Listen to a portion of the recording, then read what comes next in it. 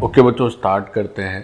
तो इस लेक्चर में हम लोग जो एडवांस 2021 में कॉम्प्लेक्स नंबर के जो क्वेश्चंस पूछे गए हैं, so those questions we are going to solve here. तो आपको वैसे ही करना है जैसे रेगुलरली हम लोग हमेशा करते हैं कि पहले आप क्वेश्चन देखें, फिर सॉल्व करें खुद से, और अगर उसके बाद सॉल्व करने के बाद फिर जब आपका हो जाए सॉल्यूशन या ना भी हो पाए, then you go for the solution, है ना। तो लेट्स स्टार्ट। तो पहले बच्चों एक बार क्वेश्चन पढ़ लेते हैं क्या लिखा हुआ है। तो देखो, क्वेश्चन में लिख रहे हैं कॉम्प्लेक्स नंबर में 2021 का, ये पहला क्वेश्चन है। तो शुरू करते हैं। तो लिख रहे हैं कि एक कॉम्प्लेक्स नंबर है WC plus ID, okay fine. फिर कह रहे हैं कि W का आर्ग्यूमेंट -π से π है। तो ये तो हम जानते ही हैं हम लोग, बस चूंकि यहाँ पर केवल -π से π दोनों साइड ओपन दे दिया है, ये ध्यान रखना है। वैसे जब प्रिंसिपल आर्ग्यूमेंट की बात करते हैं बच्चों तो पाई पर क्लोज रहता है। एनीवेज, आई दिया है √(-1), तो ये तो हम जानते ही हैं। अल्फा बीटा रियल नंबर दिए हैं। अच्छा, अल्फा यहाँ तक तो सब कॉमन ही है। अभी अल्फा बीटा क्या है? अल्फा बीटा रियल है, और such that for all complex number z is x plus i y. ओहो, ये है मामला, ये है अल्फा बीटा का मतलब। कह रहे हैं कि एक कॉम्प्लेक्स नंबर दिया है बच्चों z plus alpha, z plus beta नीचे है, और उसका आर्ग्यूमेंट कांस्टेंट दिया है। The ordered pair x, y lies on the circle. अच्छा, ये जो z है इसके जो x, y है सर्किल पर लाई करते हैं। Which of the following statements true, और उसमें एक अल्फा बीटा इन सब की वैल्यूज पे पूछ रहे हैं कि which of the following is true. तो कुल मिलाकर करना यही है कि आपको अल्फा और बीटा सॉल्व करना होगा। जैसे ही अल्फा बीटा आएगा तो फिर आप आराम से काम कर सकते हैं। तो ऐसा करते हैं कि ये जो दिया हुआ है उसको पहले लिखते हैं कि argument of z plus alpha ना लिख के उसको ऐसे लिख लो आप, z minus of minus alpha, और एक लिख लीजिए z minus of minus beta, this is equal to π/4। तो बच्चों ये तो एक बहुत ही स्टैंडर्ड कॉम्प्लेक्स नंबर में हम लोग पढ़ते हैं इस तरह से कि ये जो नीचे वाला वेक्टर है उसको अगर π/4 एंटी क्लॉकवाइज सेंस में आप रोटेट कराएं तो ऊपर पहुंच जा रहे हैं, तो मतलब है इसका। तो ये तो कोनीस फॉर्मूला और इस सब में हम लोग बहुत आराम से ये सब करते हैं, तो ये तो काफ़ी इजी आप समझ पा रहे होंगे। तो उसको ऐसे देखो कि जैसे मान लीजिए ये है माइनस बीटा, ये है z, और ये है माइनस अल्फा, ठीक है। तो एंटी क्लॉकवाइज रोटेशन हो रहा है, तो नीचे वाला वेक्टर एंटी क्लॉकवाइज सेंस में रोटेट होकर ऊपर पहुंच जा रहा है। अब आपको ये हो सकता है संकट हो जाए कि यार ये तो आप हेड है और ये टेल है, तो इस वेक्टर को लिखेंगे सर तो ये तो हेड माइनस टेल ऐसे आना चाहिए, और इस वेक्टर को लिखेंगे तो हेड माइनस टेल ये सर ऐसे आना चाहिए। जबकि यहाँ तो कुछ और ही दिया हुआ है ना, यहाँ तो z माइनस करके लिखा हुआ है। तो बच्चों कोई दिक्कत ही नहीं है, एक ही बात है। कैसे एक बात है? अगर ये जो न्यूमरेटर और डिनोमिनेटर है, ये वाला और ये वाला, इसमें आप माइनस से ऊपर नीचे मल्टीप्लाई कर दो तो ऐसे वेक्टर्स हो जाएंगे, है ना। तो ये तो एक बहुत ही बेसिक कॉमन स्टैंडर्ड है जो जरूर आपकी कॉपी में नोट्स में निश्चित होगा कि एक वेक्टर ऊपर एक नीचे, और आर्ग्यूमेंट जो है वो कांस्टेंट अगर है तो इसका मतलब होता है कि जो z है it lies over an arc, ठीक है, और वो जो आर्क है उसके एक्सट्रीमिटीज विद एक्सट्रीमिटीज ये जो आपके अल्फा माइनस अल्फा और माइनस बीटा ये एक्सट्रीमिटीज हो जाते हैं, है ना। तो ये तो हम लोग पढ़ते ही अपने नोटबुक्स में। तो अब क्या है कि हमें एक ऐसे आर्क की बात करनी है, उस आर्क पर बच्चों माइनस अल्फा माइनस बीटा भी है और उसी आर्क पर z भी है ना। जैसे अगर मैं बना के दिखाऊं आपको वो आर्क। अच्छा, फिर हमसे एक चीज़ ये भी और भी इस क्वेश्चन में दिया हुआ है कि ये जो x² प्लस y² मतलब z जो का लोकस भी दे ही दिया है, तो काफ़ी इजी कर दिया है। और ये अल्फा बीटा जो है दोनों रियल नंबर है। तो देखो क्वेश्चन को कैसे सोचोगे तुम्हारे मन में। अब इस क्वेश्चन को सॉल्व करने के लिए पहले तो तुम्हें यही समझ होनी चाहिए कि अच्छा इसका मतलब एक आर्क होता है ना। अब यही समझ नहीं है तो फिर थोड़ी दिक्कत है। अब आर्क अगर होता है तो थोड़ा क्वेश्चन तो आप समझ ही गए। ये सर्किल की इक्वेशन चलो नहीं ढकते हैं। तो देखो आर्क को थोड़ा ड्रॉ करने का प्रयास रहेगा। तो जब हम आर्क ड्रॉ करें तो किस तरह से ड्रॉ करें, तो बच्चों ज़रा समझिए। एक से मैंने ये सर्कल ड्रॉ कर दिया, ठीक है। इस सर्कल पर कहीं अपना Z है। अब हमें इस सर्कल से ही आर्क पकड़ना है और वो एंगल हमेशा π/4 होना चाहिए। तो अब तुम थोड़ा समझो कि अगर हम सेमी सर्किल की बात करें, अगर हमारे एक्सट्रीमिटीज बच्चों यहाँ पर एक माइनस अल्फा माइनस बीटा अगर यहाँ कहीं हो जाते तो फिर ये एंगल 90 रहता, और अगर ऊपर हो जाएंगे कहीं तो फिर एंगल ग्रेटर देन 90 हो जाएगा, है ना। तो हमें तो एंगल π/4 चाहिए। तो तुम्हें ये क्वेश्चन पढ़ के समझ में आना चाहिए कि अच्छा इसका मतलब ये है कि एक एक्सट्रीमिटीज नीचे है और दूसरा मतलब सेमी सर्कल से भी बड़ा आर्क होना चाहिए, से दिस आर्क। ये पूरा आर्क हमारे काम का है, तब एंगल कितना होता है 90 से कम रहता है, ठीक है। तो अब इस आर्क में कहीं पर भी ये Z है मान लेते हैं। तो एक एक्सट्रीमिटीज ये हो गई, एक एक्सट्रीमिटी माइनस अल्फा एक माइनस बीटा।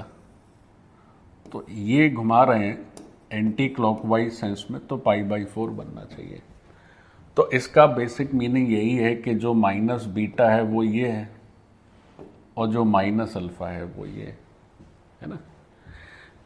अगर यही से π/4 की जगह कोई ऐसा एंगल रहे जो 90 से ज़्यादा हो, तो फिर आपके दोनों एक्सट्रीमिटीज़ कहाँ होंगे, इस सेमी सर्किल वाला जो डिवीज़न है इससे ऊपर होंगे, मतलब फिर छोटा आर्क आएगा, है ना। से अगर यहाँ पर है दोनों एक्सट्रीमिटीज़ तो ये छोटा आर्क आएगा।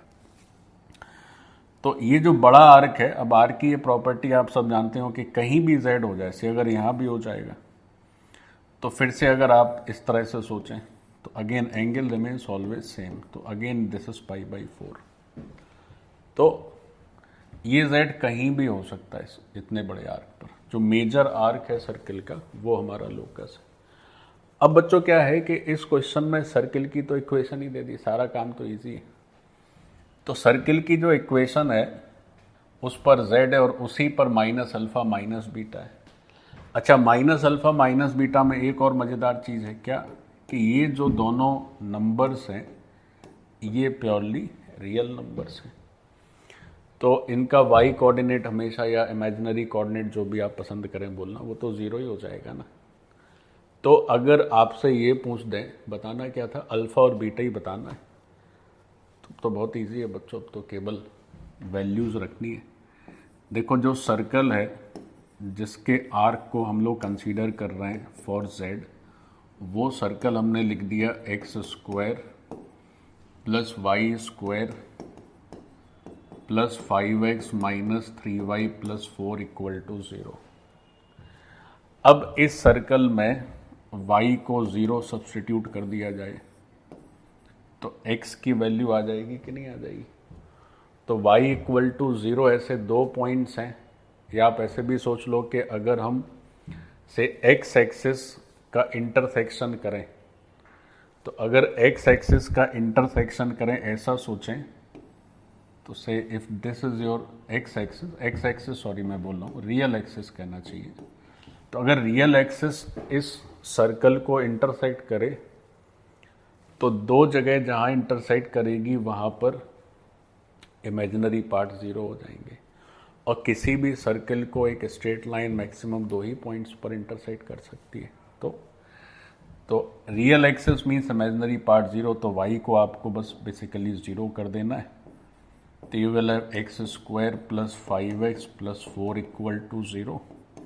तो when you solve you will get x is equal to -1 and -4। ऐसा हो गया।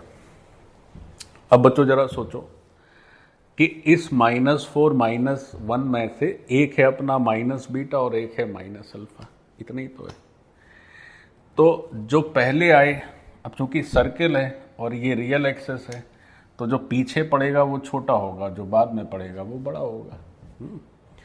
तो अगर ये पॉइंट देखना है तो ये तो बहुत सरल है समझना कि ये -4,0 होगा डेफिनेटली, और ये जो है वो -1,0 हो जाएगा। तो एक हो जाएगा -4,0 और एक हो जाएगा -1,0। अगर आप ऐसे लिखने चाहें, अगर कोई ऐसे कर दे कि सर इसको -10 और इसको -40 लिखेंगे, है ना, तो ये गलत होगा ना, क्योंकि जो छोटा पहले आएगा बड़ा बाद में आएगा। तो इससे ये समझ में आ रहा है। अच्छा, फिर एक बात और भी समझ लीजिए, आप यहाँ -α,0 नहीं लिख सकते। क्यों नहीं लिख सकते? क्योंकि नीचे वाले वेक्टर का रोटेशन होगा एंटी क्लॉकवाइज में, तब आर्ग्यूमेंट पॉजिटिव आएगा ना। तो ये भी फिक्स है कि -β,0 यहाँ होगा और -α,0 सामने होगा। तो यहाँ से तो फिर रिजल्ट आ ही गया, beta is just 4 and alpha की वैल्यू जो है दैट इज +1। अब बीटा 4 है, अल्फा +1 है, तो आप देख लीजिए जो जो ऑप्शन आपके ठीक बैठे इन वैल्यूज़ के लिए वही आंसर है ना बच्चों। तो ये क्वेश्चन तो बहुत ही स्ट्रेट फॉरवर्ड है जेईई एडवांस के हिसाब से, बट इसमें अगर किसी को यही मेन जड़ है, अगर ये बात ध्यान में नहीं है, अपनी नोटबुक को ठीक से नहीं किया है प्रिपेयर, ये बात पता नहीं है, तो फिर गए काम से, है ना। चलिए हो गया बच्चों। दूसरा क्वेश्चन देखें 2021 में जो पूछा गया है, तो देखने में तो थोड़ा डरावना ही दिख रहा है, तो सभी दिखते हैं। देखो अच्छा पढ़ते हैं क्या लिख रहे हैं। लिख रहे हैं कि θ1 से θ10 पॉजिटिव वैल्यूड एंगल है, रेडियंस में है, और इन सब का समेशन अच्छा दिया है, 2π दिया है। देखो तो ये θ1 से θ10 तक का समेशन अपने को 2π दे दिया है, fine. Define the complex number z1 है e⁻i θ1, फिर zk दिया है zk -1 e⁻i θk, ओके। और k का वैल्यू इस दूसरे रिलेशन में बच्चों 2 से लेके 10 तक रख रहे हैं। तो फिर दो स्टेटमेंट दिए, अपने को बताना है which is true which is false, like that. तो ये तो ठीक ही लग रहा है, मतलब ठीक ठाक क्वेश्चन है, जरा करके देखते हैं क्या होगा। देखो कुल मिला के 3 इंफॉर्मेशन है।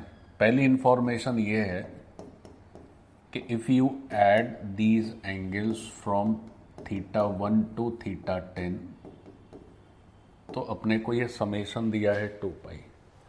तो इसको पढ़ के पहली नज़र में ये आइडिया हो रहा है कि अच्छा ये पूरा सर्किल कंप्लीट हो जा रहा है 2π का। अच्छा फिर बच्चों जो P और Q स्टेटमेंट्स हैं they are in terms of Z1 to Z10। तो इस स्टेटमेंट में जैसे अगर Z1 की वैल्यू पूछी जाए तो Z1 लिख रहे हैं कि साहब e⁻i θ1 है। फिर तो इससे ये भी बात समझ में आ रही है कि जो Z1 है उसका मैग्नीट्यूड तो बच्चों 1 ही होगा, क्योंकि पोलर फॉर्म लिखते हैं ना r e⁻i θ1, तो आप समझ रहे हैं मुझे लगता है। अब जब Z2 k की वैल्यू जब 2 लिखेंगे तो फिर 2 से ये चालू हो जाता है। मतलब जैसे अगर Z2 को देखा जाए तो इनका कहना है सर आप लिख लीजिए Z1 e⁻i θ2। फिर ऐसे अगर Z3 को लिखना है तो आप लिख लीजिए Z2 e⁻i θ3, लाइक दैट। तो अब इसको अगर आप देख रहे हैं और आपने थोड़ा बहुत ठीक से अगर कॉम्प्लेक्स नंबर पढ़ा है तो आपको ज़रूर कुछ याद आ रहा होगा। ये इस तरह का सिस्टम है जिसमें सारे Z क्या हैं, एक सर्किल पे लाई कर रहे हैं, है ना। तो सभी Z एक सर्किल पर लाई कर रहे हैं और उस सर्किल की रेडियस कितनी, थोड़ा मैं ऊपर खिसका दे रहा हूँ चूँकि आप समझ गए होंगे क्वेश्चन। तो कुछ इस तरह से ये बन रहा है बच्चों। देखो जैसे अगर हम इसको Z1 लिख लें, भाई चलता क्यों नहीं है, ठीक है, और ये सर्किल का सेंटर है, तो सर्किल की रेडियस तो बच्चों 1 यूनिट है। अब जो Z2 है वो यहाँ पर है और ये एंगल कितना है θ2। फिर जो Z3 है वो यहाँ पर है और ये एंगल कितना है θ3, है ना। क्योंकि जब भी किसी कॉम्प्लेक्स नंबर में हम e⁻i मल्टीप्लाई करते हैं तो it just get rotated by an angle theta in anti clockwise sense. Means this is your Z2, then this comes your Z3 and so on. और जो Z1 है, say if it is real axis, है ना, ये अगर हम कहें कि रियल एक्सिस है तो उससे ये एंगल है θ1, ऐसा है। और ऐसे करते करते पूरा अपना से Z10 तक दिया हुआ है, कहीं Z10 होगा तो अगर Z10 लिखोगे तो Z10 क्या है कि Z9 से फिर एक θ4 एंगल, कौन सा एंगल आएगा, अगर Z को बच्चों अगर हम 10 कर दें तो Z9 e⁻i⁻10, हाँ, तो जो Z10 होगा उसके पीछे Z9 आ जाएगा बच्चों, लाइक दिस। तो ये एंगल अच्छा, फिर Z10 को क्या रियल एक्सिस पे ही होना पड़ेगा क्या? हाँ, रियल पे ही होना चाहिए, तभी तो फिर ये सारे एंगल जुड़ के 2π होंगे, ठीक है। तो हम Z10 चलो यहीं लिख देते हैं, Z9 यहाँ लिख देते हैं, तो ये हो जाएगा θ10। तो इस तरह से क्या होगा कि ये θ1, θ2, θ3, θ4, θ5, ये सारे एंगल का समेशन कितना हो जाएगा 2π। तो इस तरह का प्रोसेस है। अब देखो क्वेश्चन में दो स्टेटमेंट हैं आपके पास, और अच्छा, दो स्टेटमेंट पढ़े उससे पहले ये भी समझ लेना चाहिए कि ये जो सर्किल पे सारे कॉम्प्लेक्स नंबर लाई कर रहे हैं उसकी जो रेडियस है दैट इज 1 यूनिट। ये जो है वो 1 यूनिट है। तो पहला तो काफी आसानी लग रहा है, कैसे? कह रहे हैं कि mod of Z1 minus Z2। तो बच्चों अगर mod of Z1 minus Z2 देखोगे तो वो तो Z1 और Z2 के बीच का डिस्टेंस होगा ना। This is what, this is mod of Z1 minus Z2। फिर अगर mod of Z2 minus Z3 देखेंगे तो वो Z2 Z3 के बीच का डिस्टेंस हो जाएगा। फिर Z4 Z5, तो ये सारे डिस्टेंसेस जो हैं वो डिस्टेंसेस का समेशन दिया है कितना। कह रहे हैं कि ये जो समेशन है this is less than equal to 2π। तो हो गई summation less than equal to 2π। कैसे? अच्छा बच्चों सोचो, जैसे मान लीजिए Z1 और Z2 के बीच का ये डिस्टेंस हो गया, तो ये नेचुरली इस आर्क से तो कम ही ना आएगा। आर्क की लेंथ ज़्यादा है कि नहीं है, तो आर्क से तो कम ही पड़ेगा। तो ऐसे अगर जब तुम ये पूरा ऐड कर दोगे, ये सारे जो वाइट कलर के डिस्टेंसेस आप ऐड करेंगे, तो इसकी सरकमफेरेंस से तो छोटा ही ना रहेगा, तो ये पेरीमीटर से तो छोटा ही रहेगा ना। तो अगर सर्कल का पेरीमीटर देखें, perimeter of circle, so this is 2πr, और r तो 1 है, सो दिस इज 2π। तो ये जितने भी समेशन दिख रहे हैं, ये जितने भी साइड्स दिख रहे हैं, इनका समेशन 2π से तो छोटा ही है ना। तो फिर क्या लिखेंगे? तो यही लिखेंगे कि भाई ये जो mod of Z1 minus Z2, फिर Z2 माइनस Z3 और Z1 माइनस Z10 तक जो भी दिया है वो तो लेस देन 2π ही है सर। तो पहला स्टेटमेंट तो ठीक ही हो गया। अब पहले स्टेटमेंट में लेस देन इक्वल टू 2π लिखा हुआ है, जबकि हमारा आंसर तो लेस देन 2π आ रहा है। अच्छा, क्या इक्वल टू 2π भी हो सकता है? देखो जरा, क्या इक्वल टू 2π हो सकता है? तो इक्वल टू 2π होने का तो कोई स्कोप नहीं दिख रहा है, लेस देन 2π है। तो ये सही रिजल्ट है, तो पी स्टेटमेंट सही माना जाएगा कि हाँ भाई ठीक है, ये लेस देन इक्वल टू 2π में ये इंक्लूड हो जा रहा है, ठीक। तो पी तो ठीक स्टेटमेंट बन गया। अच्छा, फिर उसके बाद क्या हो रहा है? अब कह रहे हैं कि क्यू का जरा देखें। अब क्यू में क्या कर रहे हैं कि सबको सेम है, बस ये स्क्वायर कर दिया है, यानी Z1 Z2 Z3 इन सब की जगह स्क्वायर कर दिया और लेस देन इक्वल टू लिख दिया है 4 पाई। अब पूछ रहे हैं साहब बताइए कि लेस देन इक्वल टू 4 पाई होगा कि नहीं होगा, तो इसको कैसे किया जाए। अब ये थोड़ा सा टेढ़ी खील लग रही है। तो जो क्यू स्टेटमेंट है, पी तो ठीक हो गया, क्यू स्टेटमेंट अच्छा एक बार हम लिखते हैं।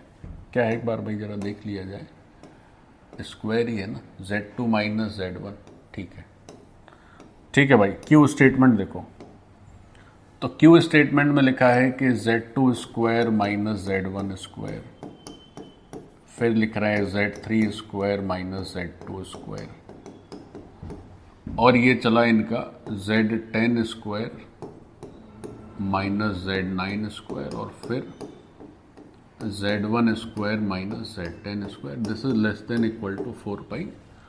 अब जैसे आपको ये चेक करना है तो आपके मन में बच्चों क्या आएगा, तो अब आप कैसे सोचेंगे, आप सोचेंगे यार ये स्क्वायर के चलते तो सारी कहानी गड़बड़ा रही है। जैसे कोई एक पकड़ते हैं, इसी को पकड़ते हैं, तो सबसे पहले आपके मन में यही आएगा कि अच्छा चलो इसको अलग अलग कर लिया जाए। तो अलग अलग करने से ये ऐसा हो जाएगा, फिर इस पे मॉडुलस लगा देंगे आप। तो आपने अलग अलग कर लिया तो ऐसे हो गया। अच्छा, फिर आप देखेंगे कि यार देखो मॉडुलस तो डिस्ट्रीब्यूट भी कर सकते हैं, तो फिर आपके मन में ये आ जाएगा। तो आप कहेंगे यार ये तो अभी किया हमने, इसका क्या करें, लेकिन इसकी कोई बात बन नहीं रही है। तो फिर आपको लगेगा कि यार ये तो फिर कुछ है ही नहीं है। तो अगर मॉड Z1 और मॉड Z2 अलग अलग रहे तब तो बड़ा इजी रहता, क्योंकि जितने भी Z हैं उन सब का मैग्नीट्यूड तो 1 ही है, क्योंकि 1 यूनिट के सर्किल पर ही मॉड Z तो सबका 1 ही। तो लेकिन ये तो यार Z1 प्लस Z2 आ रहा है, और तुम्हें पता है कि ये जो मॉड Z1 है, मॉड Z2 है, मॉड Zn है, मॉड Z10 है, ये सब 1 है। तो अब आप कैसे सोचेंगे, तो फिर आपको सोचना चाहिए यार कुछ ऐसा करें कि इसको हटा के ऐसे करें, अलग अलग करें। तो जब इतना दिमाग में आएगा तो फिर आप सोचेंगे अच्छा चलो फिर तो ट्रायंगल इनइक्वालिटी जैसे ही लग रहा है।